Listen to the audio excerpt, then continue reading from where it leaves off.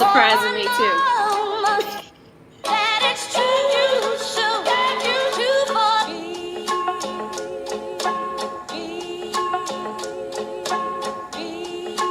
All right, good evening. And welcome to Sistabiz. That was my little intro. I'm trying something different. Good evening. How did it go? Did you like it? I did. I was trying to catch the old song. Yeah. Well, good evening. Welcome to Sistabiz. My name is Tamara Brown, and it is Wednesday, August 25th, already, the end of August. My co-host, Nicole Orr, is with me. We've got a hot show tonight. You ready? I am. I'm on my second cup of coffee. Oh, great. So this evening we have, I'm going to bring on Mr. Lawrence Bell, former city council president in Baltimore City. We are going to talk about our favorite subject, Nicole, Baltimore City. Yay. Welcome, Mr. Bell. How are you? Good evening. I'm outstanding. Thank you for having me on this evening. Thank you for joining us, Mr. Bell. So for our viewers that don't know who you are, do you want to do a quick introduction and give us a time frame of when you were actually in city council? Okay, I was an elected official here in Baltimore City from 1987 to 1999. I was a councilman for 8 years, and in 1995, I was elected president of the Baltimore City Council. I guess I have kind of a big mouth, and I was known for that. In 1999, I ran for mayor. Unfortunately, there were several African Americans running at the same time, and that is how we elected Mr. Martin O'Malley mayor in 1999. So what happened after that? Yep, that's right. Don't say that word here. It's like saying Candyman. So at that time, I then in 2000, I moved to Atlanta, Georgia, where I did a radio talk show. I did CBS radio in the morning. I was the morning drive talk host in Atlanta at WAOK for a period of time. Did a little civil rights work there, and then came back home to Baltimore.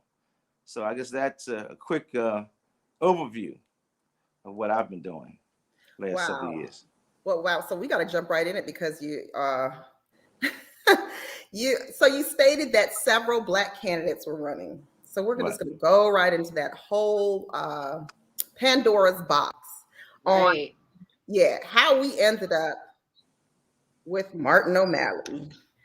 And how we tend to end up with a lot of people we probably really don't want. So what happens with the Democratic primary? You've got a ton of candidates. You saw the last election. Right. There were 27 Democratic candidates. Mm-hmm. Look at what we ended up with. We'll go down that path shortly. But so looking at your past, what do you think? You think there's an issue there that people don't just decide to back off and say, maybe I shouldn't run so we can get one candidate that, a good candidate versus 27?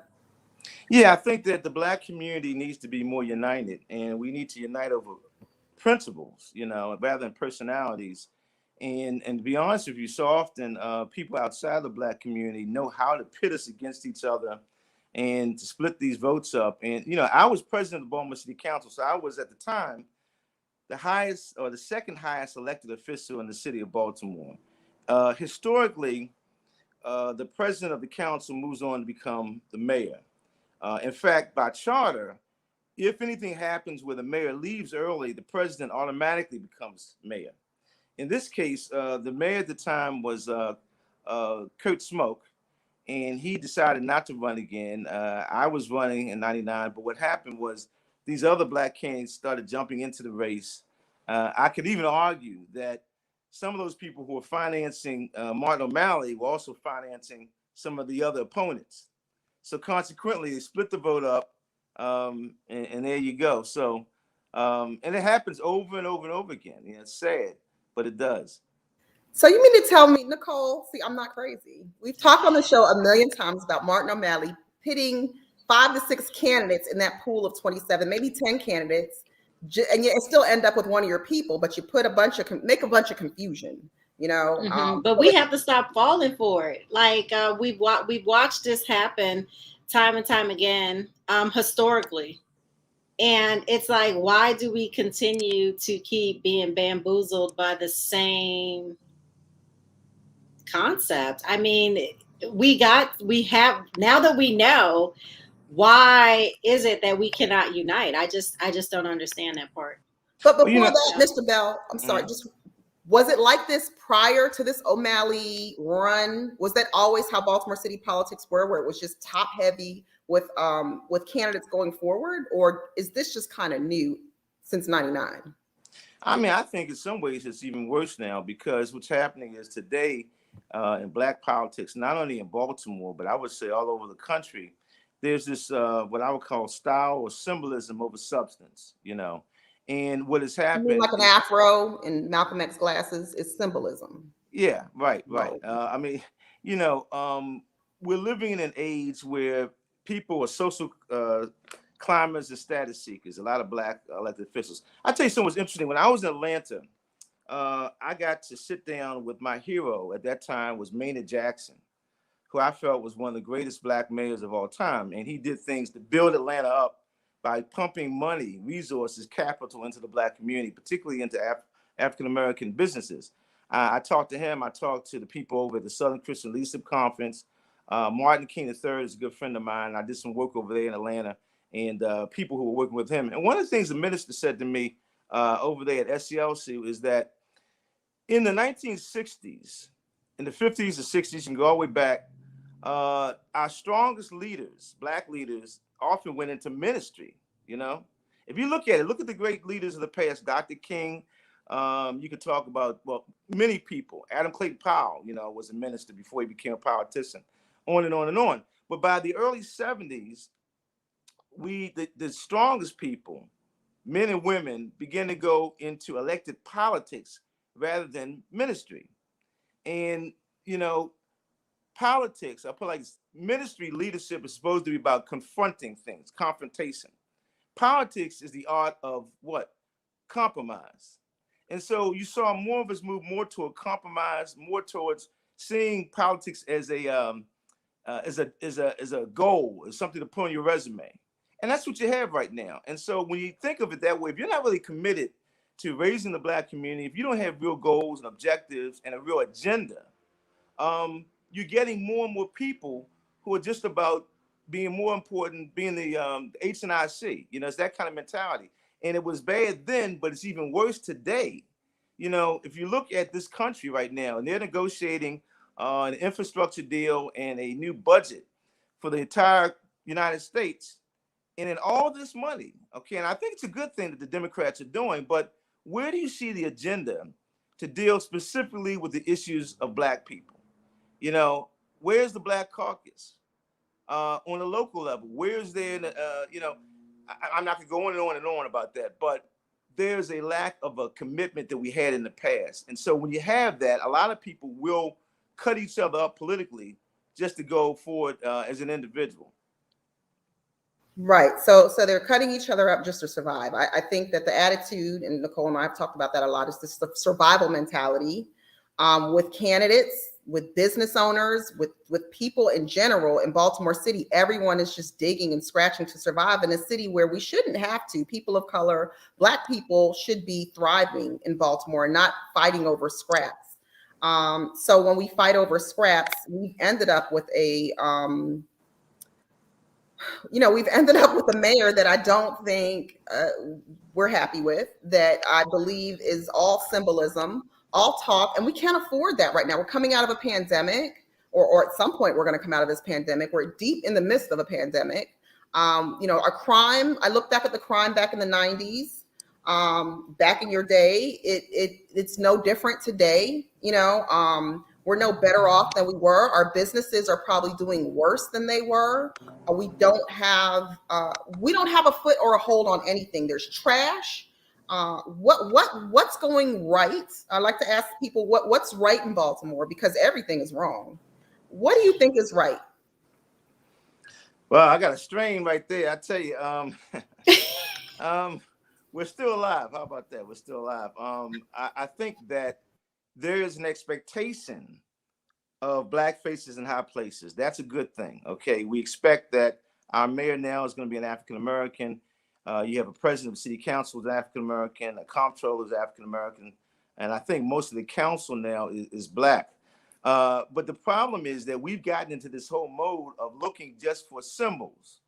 Oh, we got a new black here, a new black there, but there's no agenda where we're measuring people. I say to people all the time, you look at not only the people on the far right, but look at the unions. They have a set, and I'm a very pro-union person. I was very pro-union as an elected official.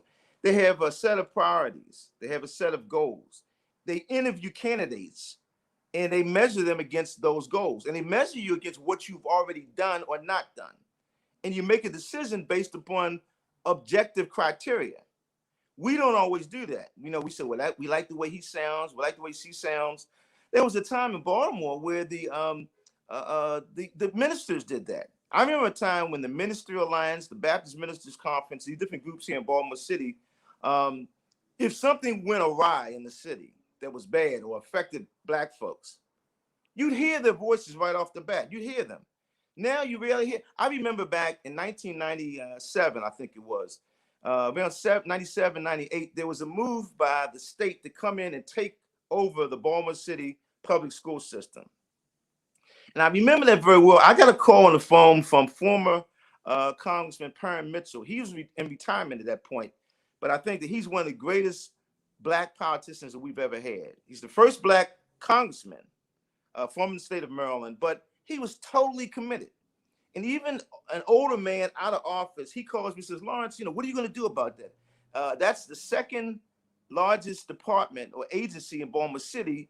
And these white folks are trying to take it over, okay? And what they're after is the contracts, the money, okay? And I said, Mr. Mitchell, I agree with you. I'm going to do whatever I can to fight. I was out there by myself. I made a lot of enemies behind that. But what I'm seeing today is it's even worse because you have a lot of black politicians, not only here in Baltimore, but around the country, who are getting their talking points from people outside of the community. It is not always the case that, I'll put it like this. The right wingers, the Republicans, the Trumpites, the racists, the Klan, we know where they stand. But one of the things that Malcolm X tried to teach us is that it's not just the conservatives you got to be concerned about. Sometimes it's the liberals. Sometimes it's the Democratic Party. Let me give you an example. We have a census that just came out. The last census 10 years ago, the congressional and the legislative districts were drawn up by then Governor Martin O'Malley. In that plan, several black districts, majority black districts, completely disappeared. He drew several senators and delegates out of their own district. I can name a few of them. Did you hear any of them complain about it? I mean, they didn't even complain about losing their own district. That's how connected they were, like slaves, to the leadership down there in Annapolis. Okay, so they didn't have an agenda of their own. They just adopted what was being handed to them, like slaves from Massa up in the big house in Annapolis. Wow. So that's why I guess there was a monkey wrench in your campaign for you not to win, because talking like that and going against someone like Martin O'Malley, I mean, if you ever watched the be like today? The Wire. Yes. I've never watched it all the way through. I've glanced at it. There's a character in The Wire that's actually based upon me. There's a character based upon O'Malley and some of the other people. This goes back to the mid-90s, all right? When I heard about it, I was a little nervous. I said, oh, my God, they're going to get me again, But the character's a good guy, and thankfully for that. But at any rate, what it shows you is how the drug trade developed in Baltimore and other places, and how it got out of control, and how we never had, as a black community, came together politically and otherwise to control what has happened, okay? And it's just gotten worse and worse and worse and worse. We should be right now developing jobs for all these young black men that are out there on the street. We want to be lobbying in this bill in Congress right now. Why don't we get money to renovate these houses? We could take these young people who are out there selling drugs right now, pay them more than they're getting selling drugs, because they're not, 90% of them are making scraps, okay? The drug trade, the way it has devolved in terms of crack, in terms of heroin, in terms of the pills are the big thing right now for the young people. 90% of them are making barely above minimum wage. Okay, they're not making any money. That's why most of these drug dealers stay at home with their mothers. We could right now develop a program where we're training them masonry, carpentry, drywall, roofing to renovate all these vacant houses here in Baltimore City. Now we've got a governor, and I didn't mean to go on and on about this, but your governor right now is knocking down houses like crazy around Baltimore City. Baltimore looks like Beirut, Lebanon right now. Okay, but there's no plan to employ our people to rebuild it. This is the kind of thing that I like to see these Black elected officials talk about right now. Right. I'm So sorry, I we give talked speeches, about it when they were campaigning. I can tell you, you know, that we know that Brandon Scott talked about equity and inclusion, and all the agencies are going to have equity. And I read a very disturbing article in the Baltimore Sun this weekend. It was quite disturbing. It was a commentary about the equity and all these little, Nicole, I mean, it would, you know, you read it as well. It was just a bunch of fluff. I don't even know how he got away with even saying some of the things that he said to any journalist or anyone even taking on commentary and it being published in the Baltimore Sun. But there's no substantive plan, like you said. It's just, well, we're going to do everything equitable, and every agency is going to be part of that equity. And equity is great. But you can't have equity without transparency, and that's my thing with Baltimore City. There is no transparency to a lot of things. How can you have equity with no transparency? I mean, it's number one, it's not scientific because we can't. No one can validate it. It's just what they say. So I don't know. That article was startling. So I'm curious to see what happens with the home ownership for minorities and Black people in the city of Baltimore, because right now it's not looking good. That's not the plan. And Brandon Scott is not in place to implement anything. So we have very weak leaders that just want to have that title, and they're putting weak people in place to help them that just want a title. And so, Mr. Bell, we're in a situation where we're not winning anywhere. I want to go to one of the viewers' comments when you were talking about having the youth and the housing and the apprenticeship program, because there are apprenticeship programs. You know, the city contracts kind of have that written in the contracts. So I don't know what's going on there, and I don't know why we don't have more youth learning and doing a lot of these trades. But so the question was,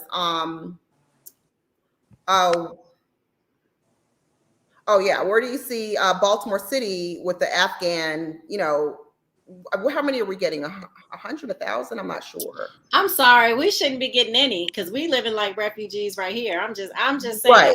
So what's your opinion on that, Mr. Bell? I mean, what is your opinion? We can't take care of our own. So what do we do in this case?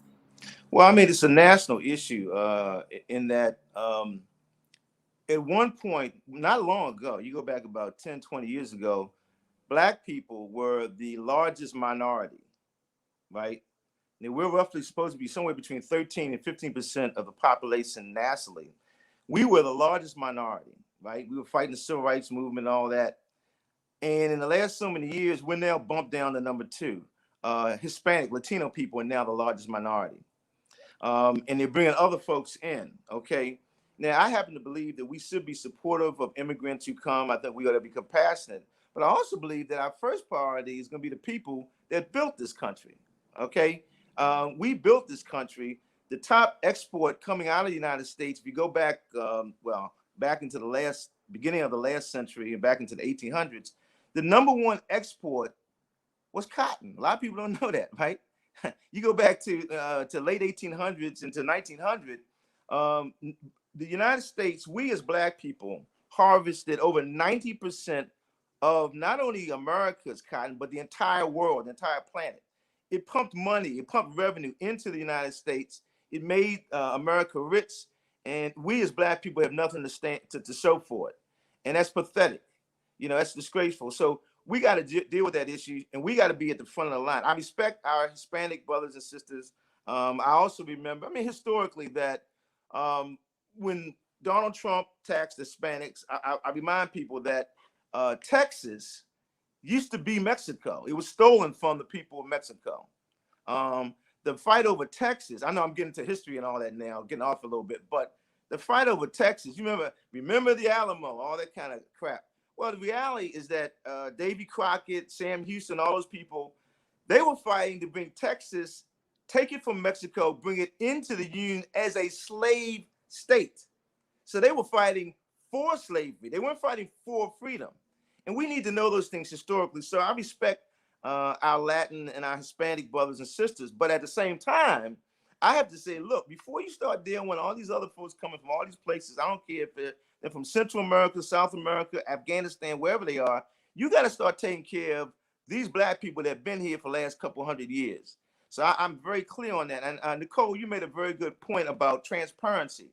The reality is that if most people in Baltimore City and Black people around the country really knew what was going on, really knew the questions to ask, you wouldn't see these politicians get away with a lot of what they're getting away with. You got now a guy you can grow an afro and that makes you a great Black leader. You have an afro and some kente cloth.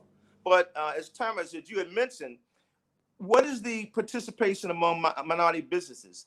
The MBE we're about says to that. get into that.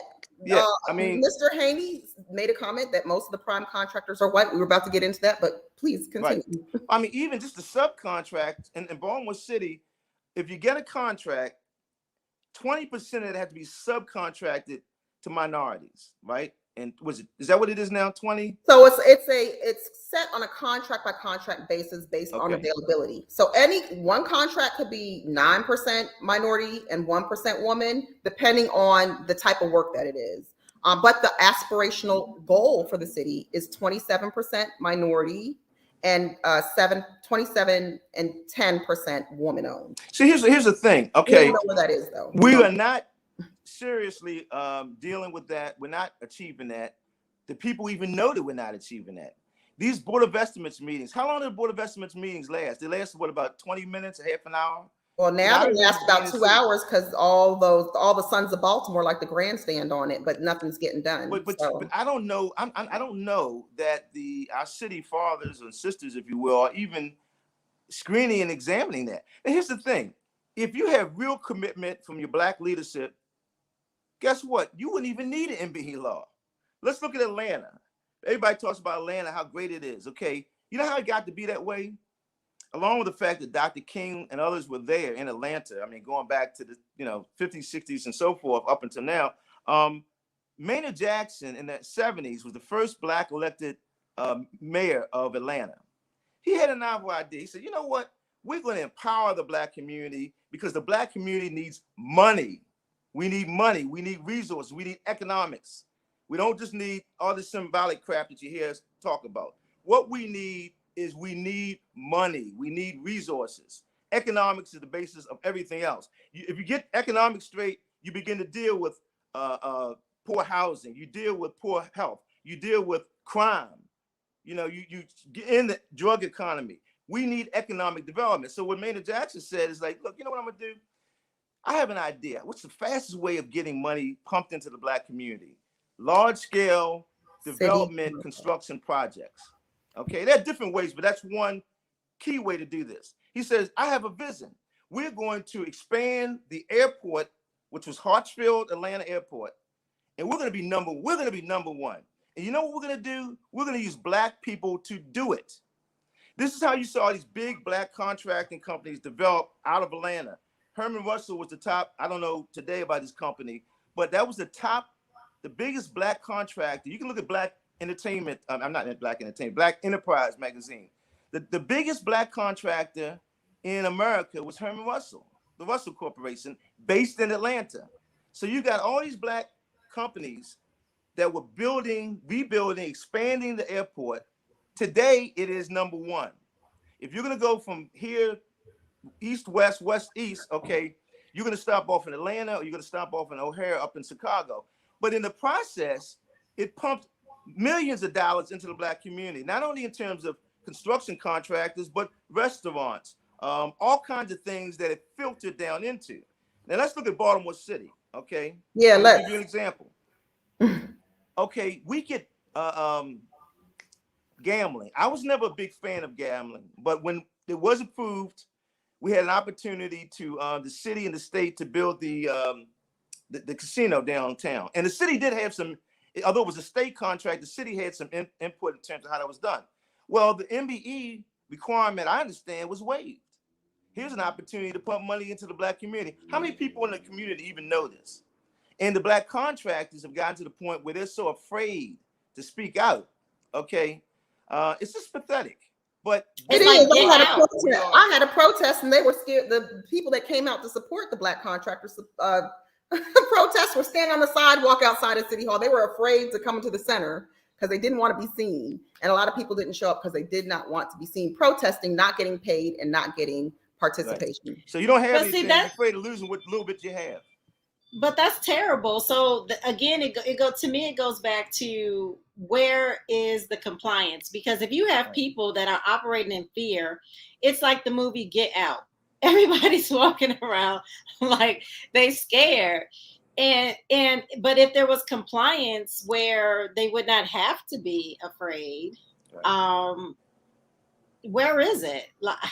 Well, the person doing compliance on that, is sitting here on this show. They couldn't have that. They didn't want it getting done. You know that, Nicole. They did not want those numbers to come out or any technology to help the numbers come out for you to log in and you to be able to see as a constituent. Mr. Bell to be able to look and see and track. We don't have it. They don't have it. Since they don't have it, they should be mandated to have it. Well, it is mandated. They should have it. It's supposed to be reported every year at the Board of Estimates, but nobody follows through with that. I'm going to get to this question that Miss Linda Batts had. Thank you, Linda. The Ashburton Tank Project and Drew Lake Tank Project brought $300 million in the work, plumbing, equipment, etc., without change orders.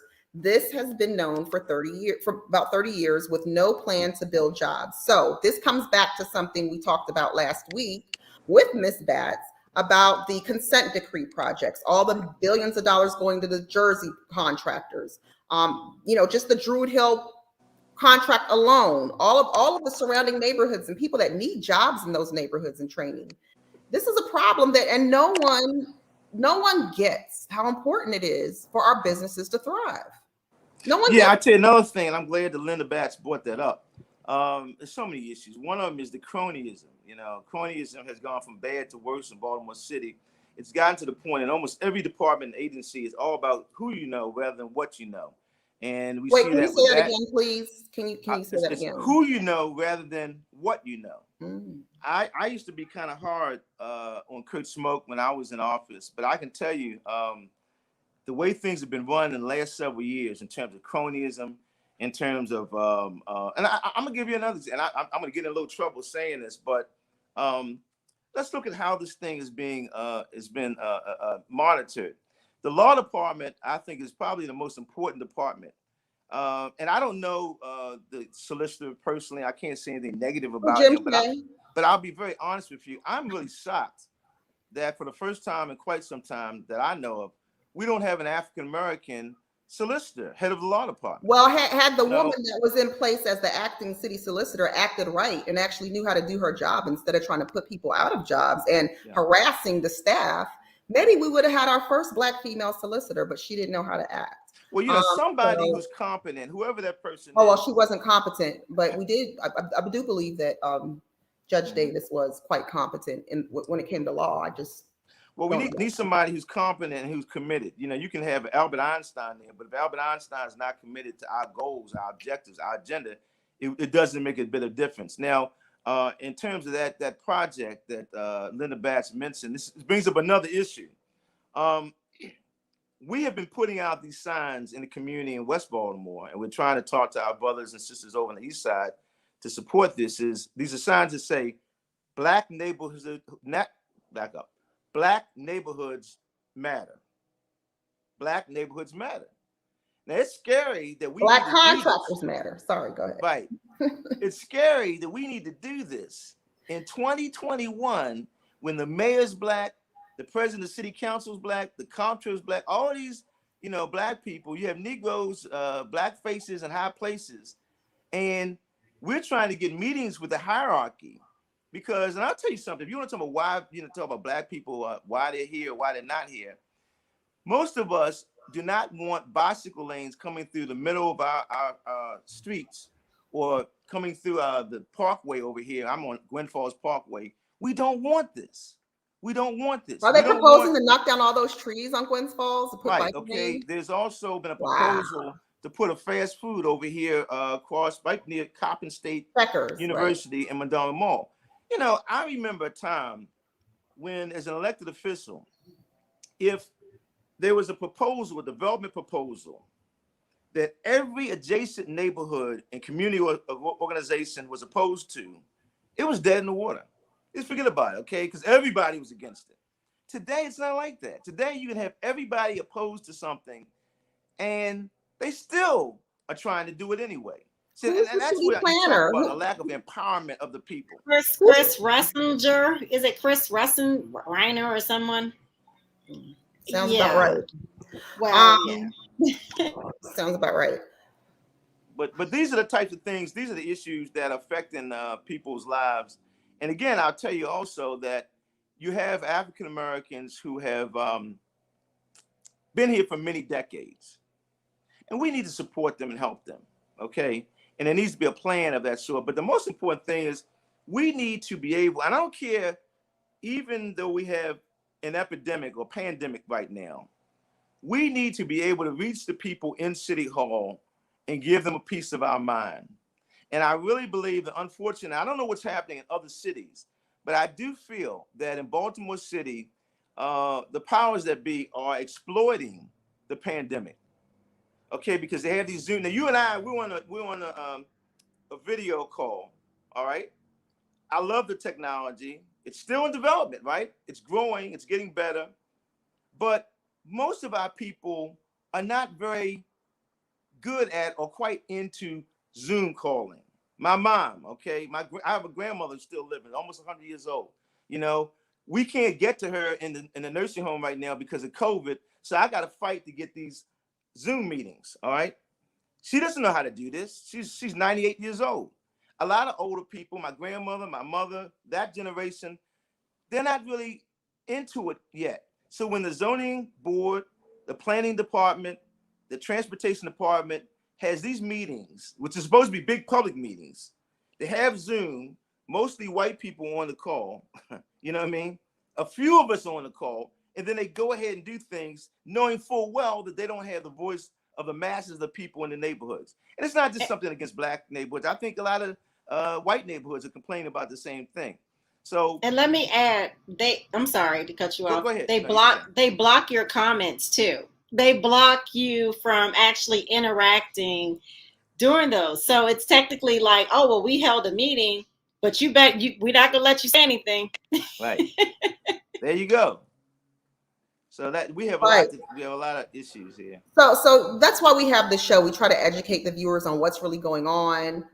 Again, that disturbing Sun article, if I didn't know any better and I didn't know what I knew and I read that, I'd be like, oh my gosh, you know, Brandon's bringing equity to the city. You don't know that he's not, that it's just talk. You know, it really truly is a problem, and we have to educate the constituents. We have to stop voting for who we like, who went to this school. I know this person, and I'm getting into who knows who, because I do want to talk about when you were city council president. We kind of discussed this offline.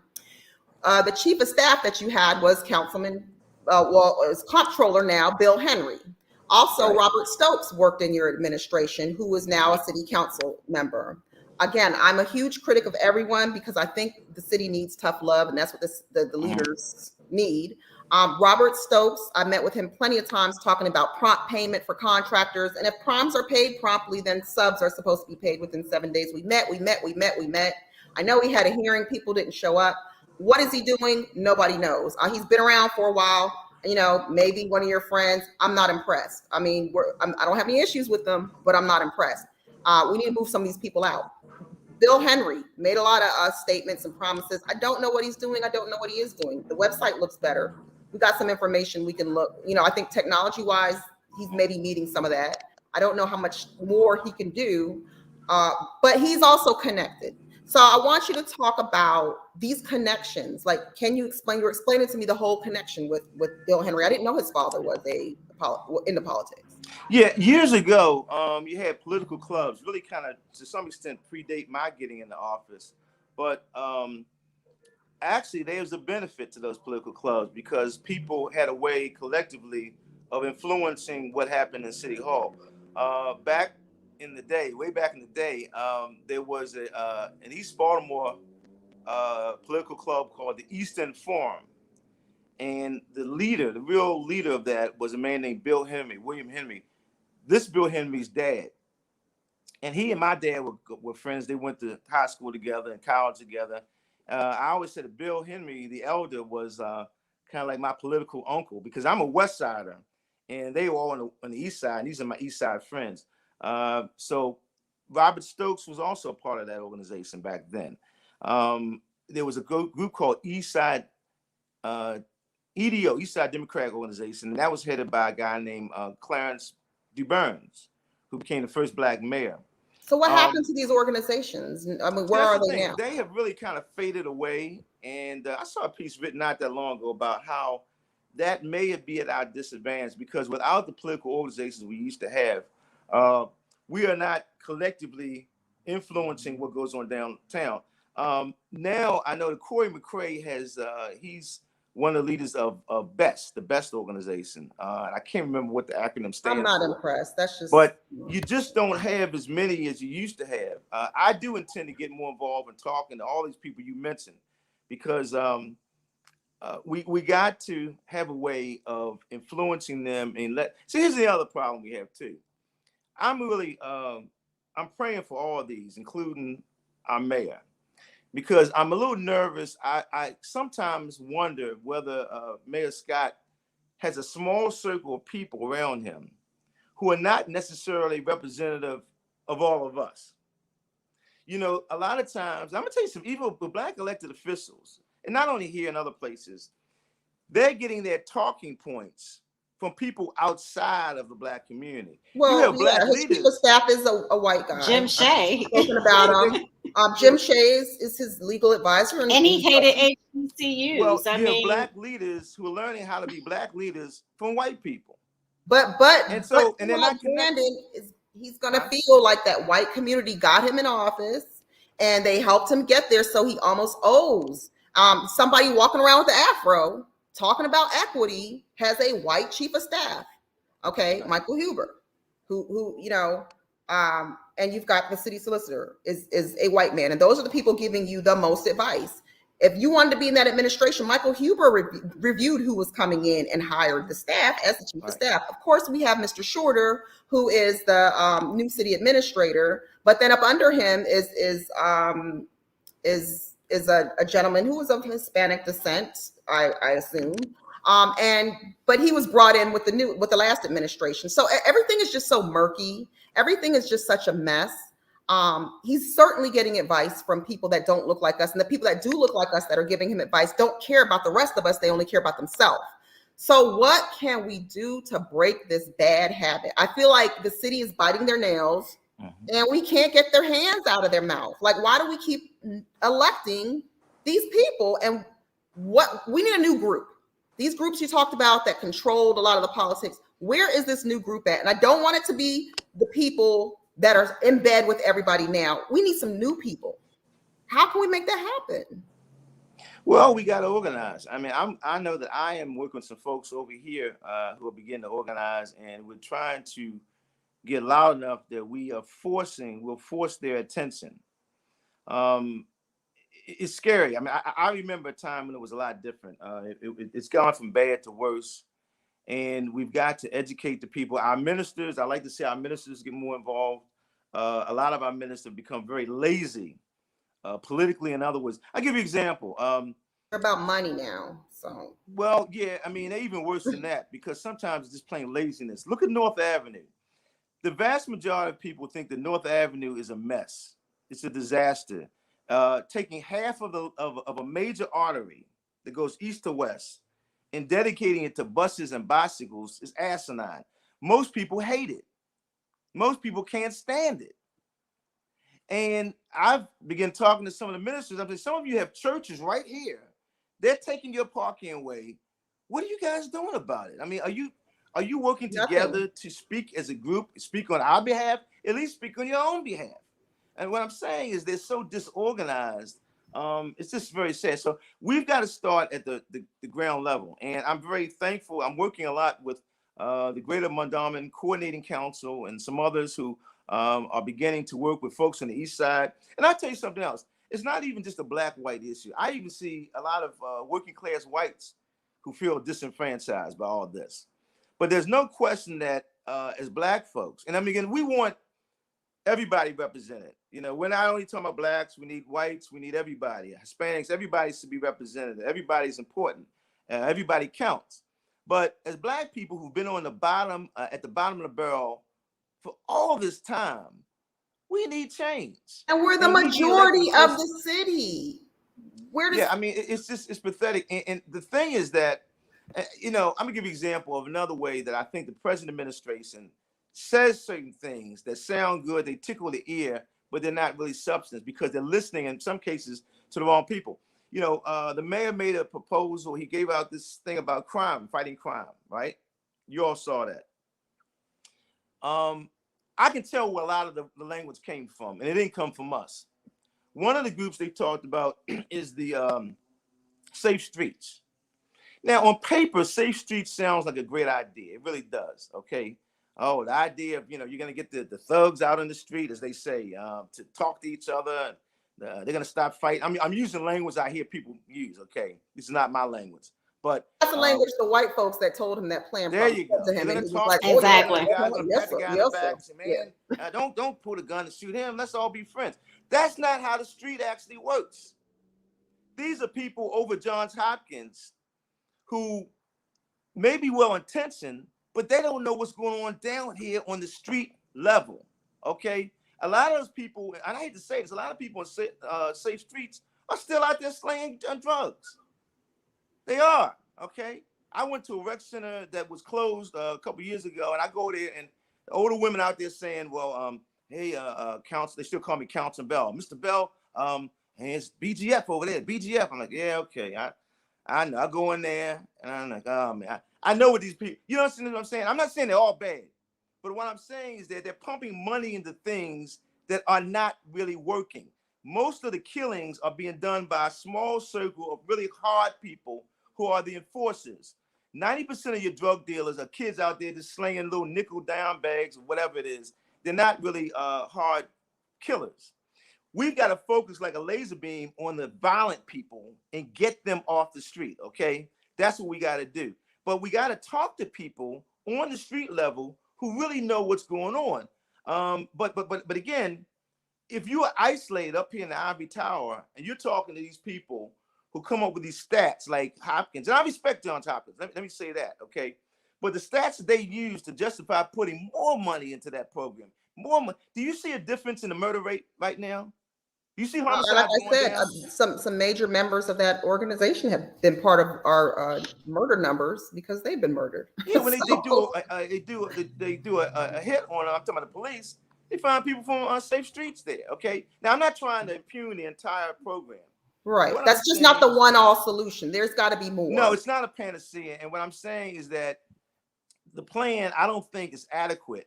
And I think that what I'm hoping and praying that he will do is begin to talk to people outside of his small circle of these little pseudo intellectuals. Talk to the people down here on the street level. Don't hide from people, okay? We've been trying to get a meeting to talk about, for example, I know that, what is it? Rails to Trails, Bike More, they finance a lot of our people, okay? That's the honest to God truth. They interviewed a lot of people running for council, the mayor, everybody on down, and the people that said, okay, yeah, we'll give the street, you know, here, you can take the city and you carve it up however you want. They gave them money, campaign money, all right? That's a fact. So they're turning for campaign money. I mean, you all need to talk to us. Find out what we want. But we're not giving the campaign money. Maybe we need to give them some money for them to dance for us. We need to come together and give them some money. I know some groups did give money to Brandon, and he was there, and he hasn't done anything for the minority contractors that gave him money. So I think it depends on what kind of money, too. Can they get a refund? I'd like to know, in terms of the minority business, okay, do we have exact figures over the last 6 months to a year? No. In terms of whether we've been in compliance or whether we have not been? Absolutely, unequivocally, with every vessel in my soul, I can tell you no. We don't have a way to track that.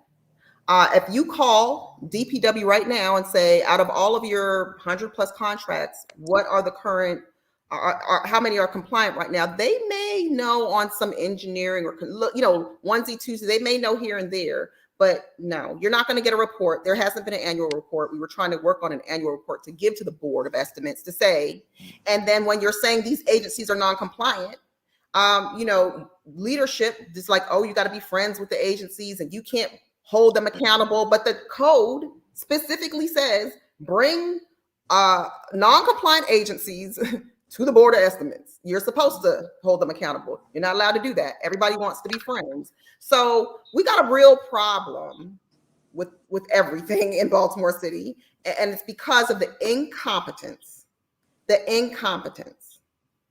from the top to the bottom. Now, Brandon, you talk about Brandon being talked to on the street. Brandon was on the street all the time when he was running, talking to the people.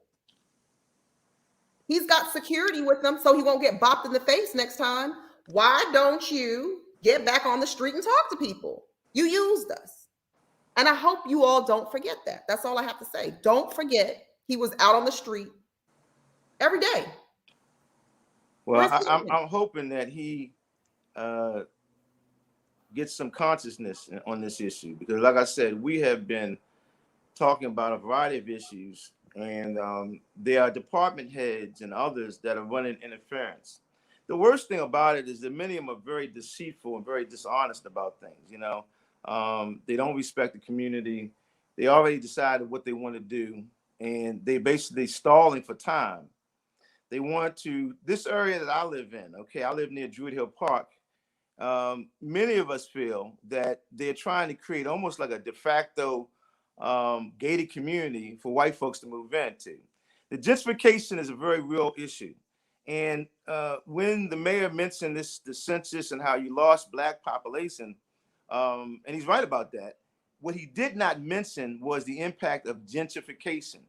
There's a move afoot in some of these communities for white folks to come in, pressure their way in to take over these properties and move Black people out. And that's been going on for a while. And I'd like to see what the mayor or the council is planning to do about that issue. Years ago, absolutely nothing. There are things that can be done. Years ago, there were concerns about Fells Point, because as Fells Point became a little more upscale, you had mainly white citizens who had lived there for decades. And there were measures that were taken to give them relief on their property taxes, for example, because as the value go up, property taxes go up. And to help them, there were things that were done to put a cap on that. I say that to say that there are things that we can do to address that issue, but that issue is not being addressed. And it's hypocrisy to talk about saying that you just want to keep Black families from moving out, when you know that all over the city they're knocking down these communities. In some of these areas, people were still living in some of these blocks, okay? I can name some of them. They were moved out. My family, my mother's father, he lived in the 500 block of Robert Street, okay, in Sandtown. You've heard of Congressman Kwesi Mfume. Congressman Mfume we're gonna get and to my him mother in a minute. first cousins. I think I told you this. Yeah, we're gonna talk about him in a minute. And I'm concerned, and I'm going to tell him this. We need to do something, because when if you read his biography, and I don't know if it's all in there, but my grandfather helped him when his mom died. He lived in Turner Station and brought him here into Baltimore to live at the family home on Robert Street. But that block was completely knocked down a few years back, even though you had Black homeowners that were still living there. Yeah, we've had Poppleton that's going on right now. See what's going it's a on right Black there. developer from New York, which is strange, but that we're dealing with that right now with the Poppleton. So what is the mayor's position on Poppleton? Well, I mean, days after the rally, and I was halfway a Brandon Scott supporter. I think that I had some hope for him. But then days after, these citizens were fighting for their homes. After that rally, he's posted up on a picture with the developers, commercial renters. That was the biggest slap in the face, I think, to anybody wanting Black home ownership in the city of Baltimore. Yeah. Here you have people fighting for their homes, and then you're posted up with the developers' tenants. And you have not gone out there to speak to the residents that you know are kind of in an uproar. You haven't done it yourself. You can, of course, you can delegate. But something like that, when you were on a platform of equity, and building black and neighborhoods and afros and, you know, Wu-Tang Clan, all that stuff you're talking, you haven't showed up in the neighborhood. Who do you think you are? You know, I want to ask Brandon, who do you think you are? Because you have this title of mayor now, and because you have someone to drive you around now, that you can't come down and talk to the people. It pisses me off. Well, you know, let me say this. You are. Who I think here's the thing. Okay, you got to man up. Every time you go, he needs to talk to the people. You got to man up and take a position. Okay, maybe he has some reasoning that we don't know about. Okay, maybe he has some logic we don't know about. But you've got to, as the leader, man up, meet directly with the people and say, this is my decision here or it's there. The worst thing you can do is just delegate this to people under you and try to hide. And I think that's when you said you were a person from Park Heights and you were this people person. But he has the opportunity, and you know, I'm pleading with him, since they have opened up the books to renegotiate with this developer to add, you know, senior citizen housing, that they work with him to say, these people want homes. The legacy people that have been here, they don't want to live in rentals. They want home ownership. So instead of it being phase 4, which is like 2040, 2030, something 10, 15, 20 years from now, let's move that phase where these people can have homes that they can purchase to build assets. He has that power to change that. And before that, he can get in his car, have his driver drive him to that neighborhood and sit down and talk to the people. He was in alleys, cleaning up alleys, fronting, okay, like he cared about it. And why? I don't understand, if you can do something when you're campaigning, why the hell can't you do it once you won? What is that all about? So I just don't think that it's fair to the people that believed in him. And he's been a disappointment. And you are correct, Mr. Bell. He is hiding behind this pandemic, like most people are. This is going to be an excuse as to why things haven't been done. They think we're going to forget, you know, and these 3-4 years are going to pass by so quickly, and nothing would have been done. And everything is going to be blamed on the pandemic. But outside contractors are going to make a lot of money on pandemic emergency funded things. People are making money and they are not in this city. And it's going to be too late. You know, I'm going to tell you something else. We have a model. One day you guys will do a show on the Nehemiah Project. I don't know if you've heard of that, but way back in the early 90s, there was a project we called Nehemiah. And what we did is we took federal, state, local money. And the whole idea was we were rebuilding a few blocks in Sandtown and in Penn North. The purpose was for low to moderate income home ownership. That should be our objective. We met with people who at that time, this is some years ago, okay, who were making maybe $16,000, $17,000 a year. And we said, okay, if you're making that much money, we'll work with you. And if you've been paying rent consistently, we can work with you, clean up your credit, establish the right credit file, and we can get you financed to get one of these units, or one of these houses rather. And we're looking for people that are already residents, not people coming from outside in. We're trying to stabilize the neighborhood by promoting home ownership here in this community. And it worked. If you go look at those houses today, they look as good today as they did, you know, almost 30 years ago. That's not the plan. That is not Brandon Scott's. There are plans out there. Nobody needs to reinvent the wheel. They can go back and do things like the Nehemiah Project. But if that is not the overall goal of who's actually running the city, who's actually making the decisions for Brandon, if that's not the goal, do you think Jim Shea cares about affordable housing? Do you think Michael Huber cares about affordable housing? Well, Do you think? Yeah, well, I tell you, I don't think I don't know these people at all, but I would be very surprised if they were great progressive allies of ours. Do So you it's think scary. when Jim But Shea here's had to another move question. here All right, into the look, city, did he move into West? Where did he move when he had to move to get appointed here's to a the position? follow-up question to what you just said.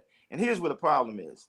If you went out in the community and you asked the average person, who is the, okay, you've got Mr. Afro is the mayor. Okay, we all know him, all right?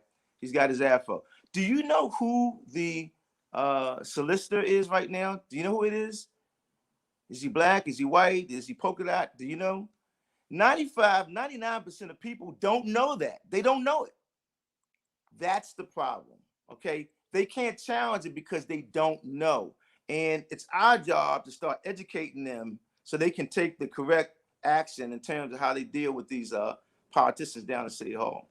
But again, it can't just be okay. Well, Jim Shea's a white man, that wasn't okay, and we needed a black person. I don't really know of the right black person there would have been, because there's a lot of black lawyers walking around here that aren't worth anything, that shouldn't have been the city solicitor either. They would have been worse. I'd rather take it from somebody like Jim Shea, because that's who I expect it from.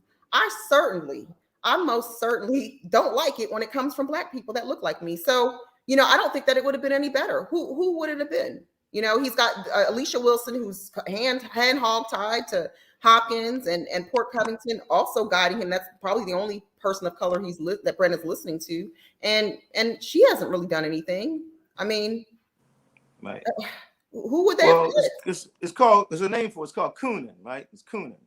And there's a lot of coons. So what are we supposed to do? The coons are winning. The coons are winning. What are we gonna do?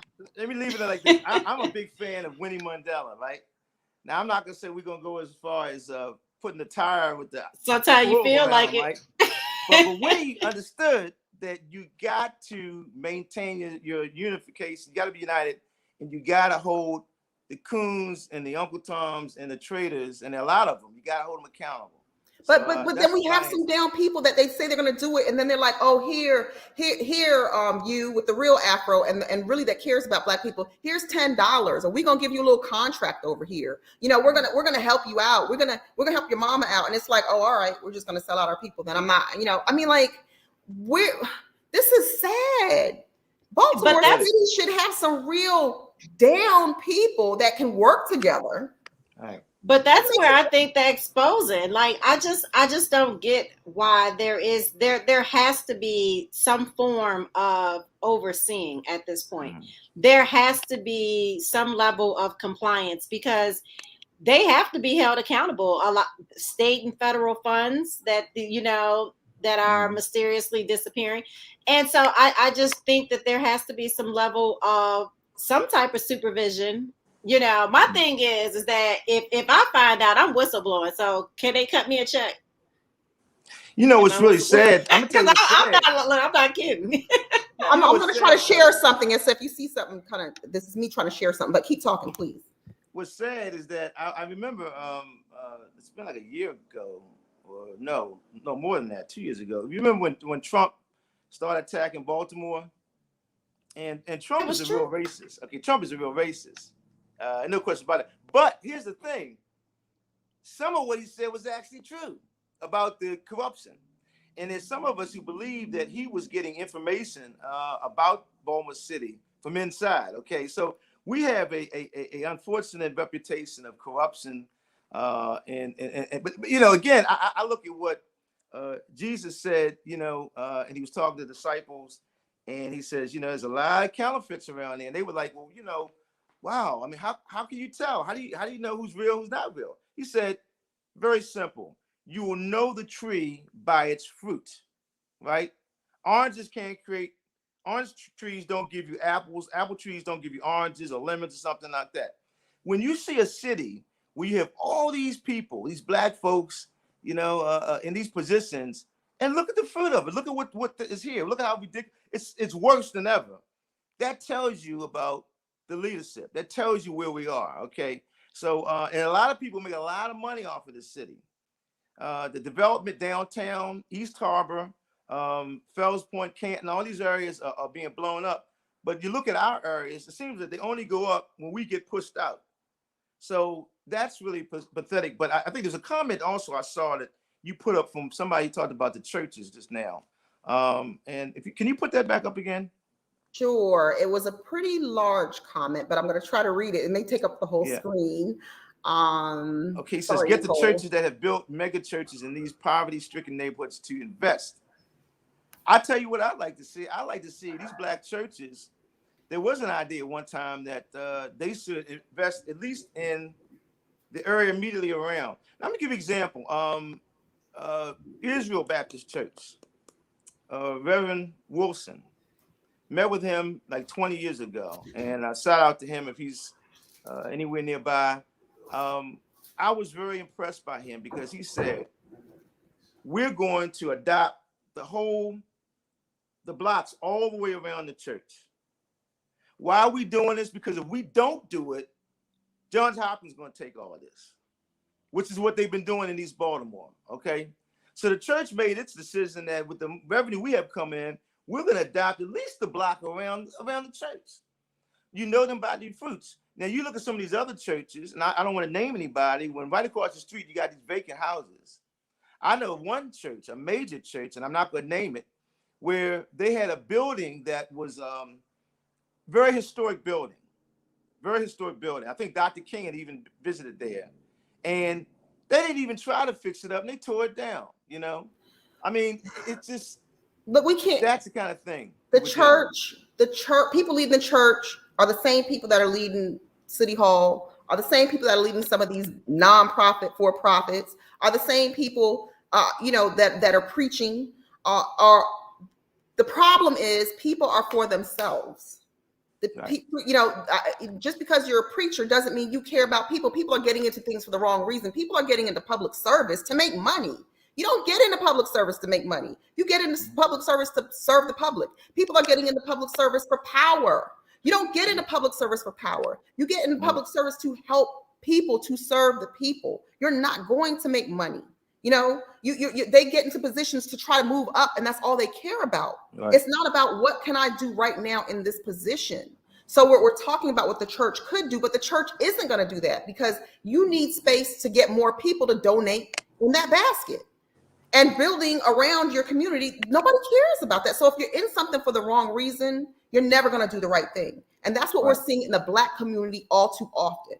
And the more they deprive us of economic independence, the more we're desperate just to do anything and take anything. Look, I'll do anything, for this.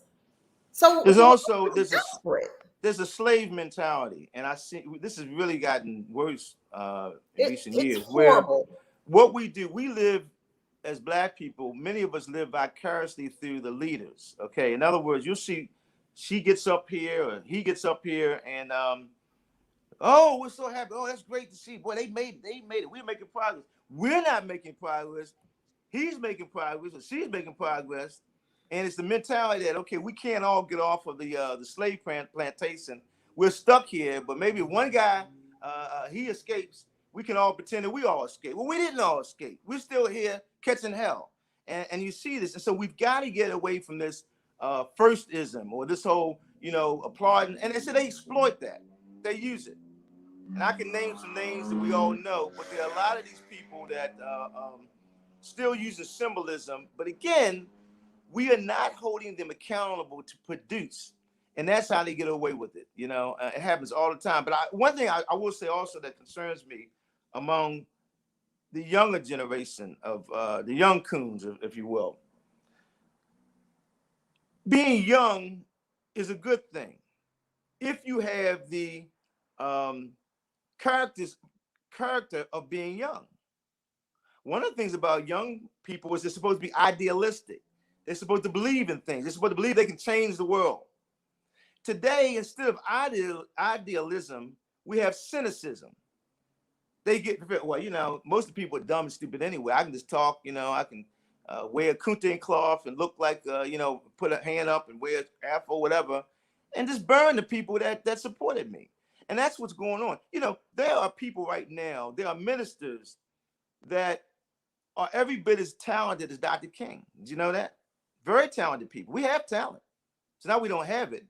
But what made Dr. King great was not his talent, although he was very talented. What made him great was his character. His character. He was uncompromising. When he died, everybody loved him. Even people that didn't like him loved him. You know what I mean? Even people that didn't agree with Dr. King still loved him because you knew he was 1,000% committed, and that was it. Okay, but that's what's you missing. Can't say that about a lot of these leaders in the church and in politics today. There's no character, and once character, once that's gone, and you don't have that, you can't recover. Once you've made that one sacrifice, that's just what you're going to keep doing. Once you've made that one compromise and say, okay, well, I'll go ahead and do this one time. That's it. It's over. You're compromised. And I'm going to tell you, Baltimore City Hall, 100 North Holiday Street, if you're working in that building and you have at a certain level, you've been compromised. You have no character. Nobody in there has any character. And if they do have any character, they want you gone. That's scary. That is scary. When people in high positions say you're too much for the people, when you are a public servant, how can that be? How can that be? I'm going to pull up this slide for you really quickly because this was one of your campaign slides. If you remember this. Okay. And I'm bringing this up because what I want to discuss are some of the points that you made here. And this is back in 99? I think so.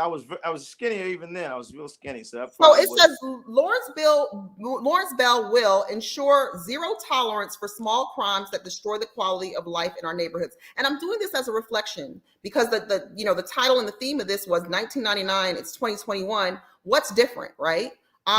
These are things that we still have issues with. Make sure that the police, prosecutors, and the courts work together to protect the quality of life in our neighborhoods. That's not happening. Work block by block to restore order in our neighborhoods, fighting crime and cleaning up grime. Still grime, still crime.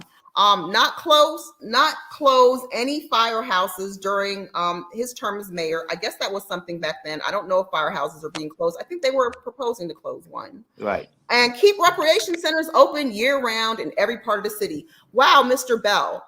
It doesn't seem like much has changed in such in over 20 years. Let me tell you something else. I'll tell you something else I talked about. And one of these days I'll write a book about this, I guess. I don't know. But a lot was written about the split between myself and Martin O'Malley. In reality, it happened a lot earlier because I began to see some things that I didn't like. When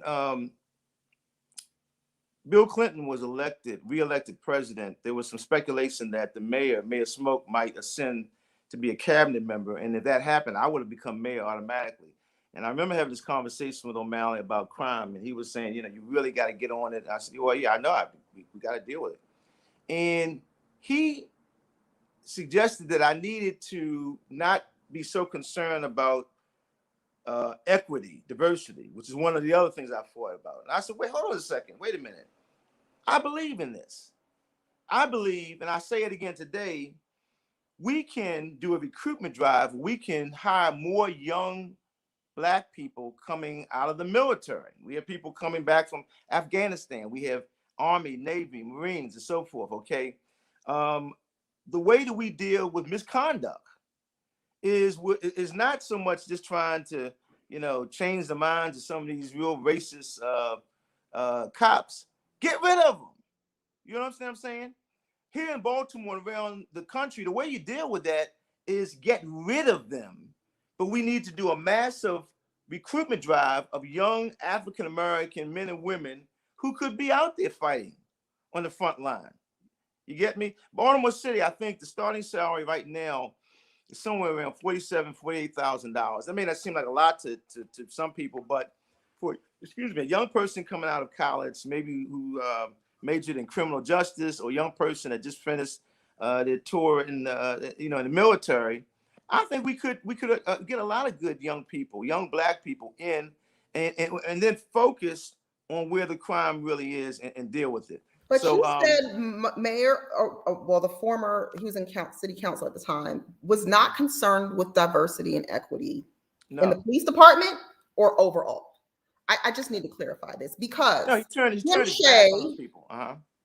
Jim Shea, who runs the law department, which embeds the Minority Women's Business Opportunity Compliance Office, which I do believe Jim was like, hey, guys, you got to get that girl out of there because she's really doing her job and we don't care about equity. So Jim Shea runs that office, who is friends with O'Malley. Of course they're friends. They probably play tennis and drink, I don't know, Bacardi imported from Jamaica or something together. I don't know. He didn't care about equity. But that's what Brandon talked about, and his partner and who he was running for governor with is Jim Shea. So you have to have some commonality, is what I'm saying. That's all I'm saying. Right. I'm saying that, for me, if I'm going to choose a running mate, we're going to be, in sync. Okay. And if I'm going to choose you as my city solicitor, we're going to be in sync.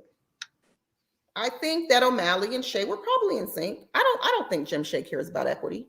They put the weakest person in the administration to run equity and civil rights. So do they really care? I mean, you got the loosest cannon running something that was your main campaign. Come on now. Well, the rumor is that Scott is very close to former mayor, former governor O'Malley. Now, I can't prove he is. So you're telling me he doesn't care about equity? Neither does Brandon. So you can grow your afro and you can wear those glasses. You could talk about it, but we are waiting for action. We're not getting any action. And I don't care. I don't want anybody telling me they like Brandon. I don't care. Okay. I don't care. I don't care if you like him. Show me what he's doing.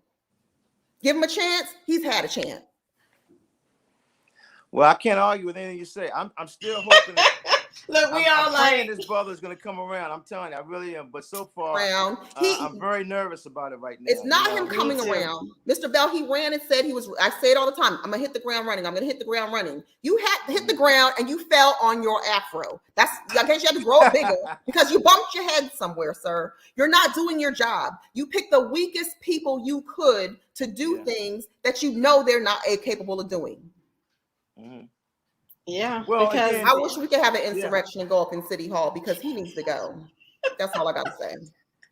Well, you know what we got to do? One of the things I'm working with some folks. We're trying to put together an organization, a citywide organization that's going to be strong, have a real agenda, and deal with all these people, all these characters. Because again, and the main thing we've got to do, we've got to educate.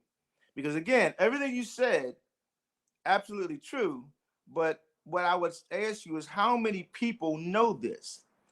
The media also is often in collusion with a lot of these folks that are trying to keep us down, keeping us. See, so much of what we eat up in media, even in social media, social media has great potential, but it's garbage in, garbage out. If all you're putting in is, all kinds of silly nonsense, then you don't really educate people. Egypt, back during the Arab Spring, Egypt was, it was changed. They overthrew the government by way of Facebook.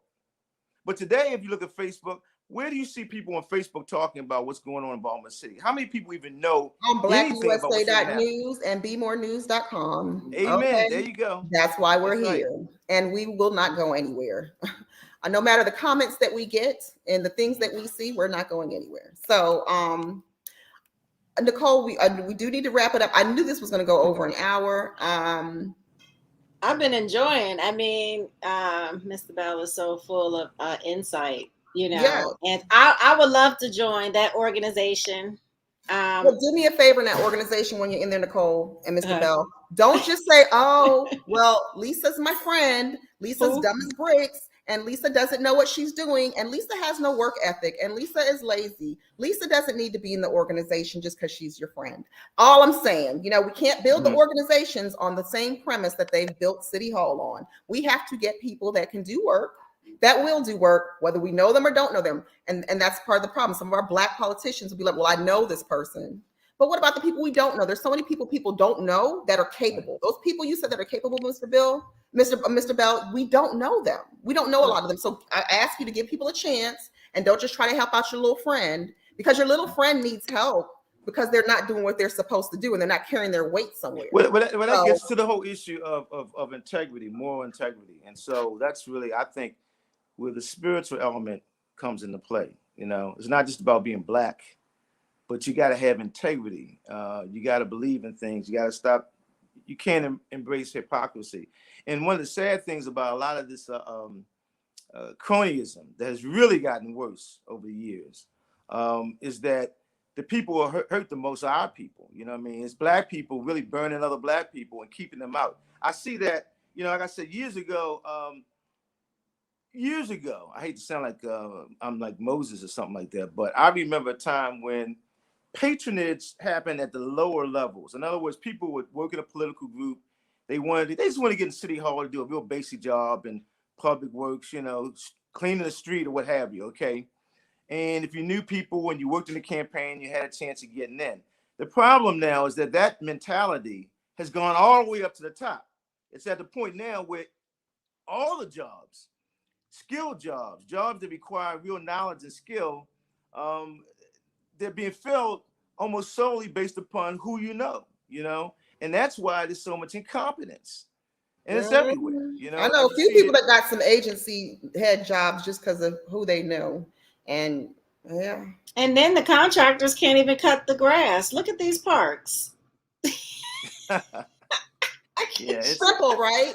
So the contractors that do the grass cutting in that median strip that they want to, I guess they want to mow it down and make a bike lane because they can't get the contractors to pick the grass up in it. Lorenz Contracting, that does a lot of that out of Baltimore County, that has some connections with people. They won't even pick up the damn grass. They're mowing over grass. So I guess the easiest thing to do is to make it a bike lane. Let me say something real quick. I want to shout out to our friends. Now I'm on the west side. Have a lot of friends in East Baltimore as well, friends and family. I want to shout out to those people in the Chum community, Coldstream, Homestead, Montebello. We understand that on 33rd Street, the residents are 100% opposed to a trail through the middle. We don't want that to happen on Gwen Falls Parkway. And we all have to come together, and that's what we're trying to do. We're trying to link up. One thing about this, I'm thankful, is that we're beginning to wake up, and we're beginning to come together. But it can't stop at this point. It's got to be on all these different issues. So if I were to leave one message to those who are listening, and thank you too for having me. I really appreciate the opportunity to talk a little bit.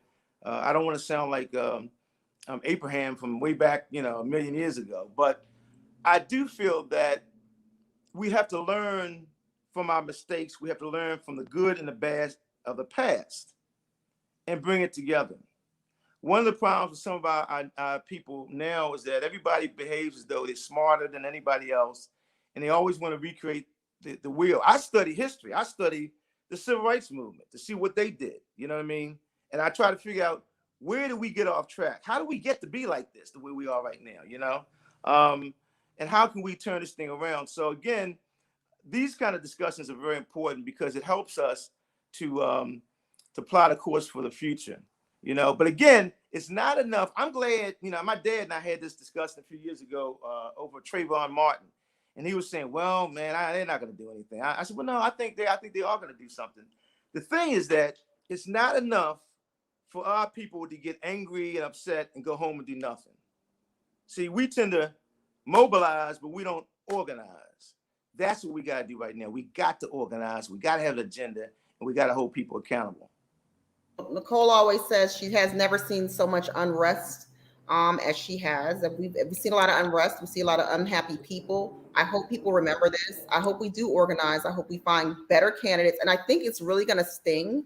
It's really going to sting. If we could just pull together like Georgia, and we're not overturning Republicans, we're overturning these weak Democrats. We've got to overturn the whole, from every district up to the mayor's office. We got to just clean it out. Even the state. I'm not impressed with the state delegation. All this popularity and friends and all. I'm not impressed with any of them. Nobody. Let me look at the camera. I'm not impressed with none of y'all. So they all need to go. So I really think that we have to organize, and that's when they're going to start listening and get scared. And let me tell you, the people that get in place, don't change up, because you're going to be gone too. So we have to do a clean sweep, but we got to get numbers, and I think we have to have voter registration. We have to register people, because a lot of people that aren't voting, they're going to swing that vote. to people that have some sense.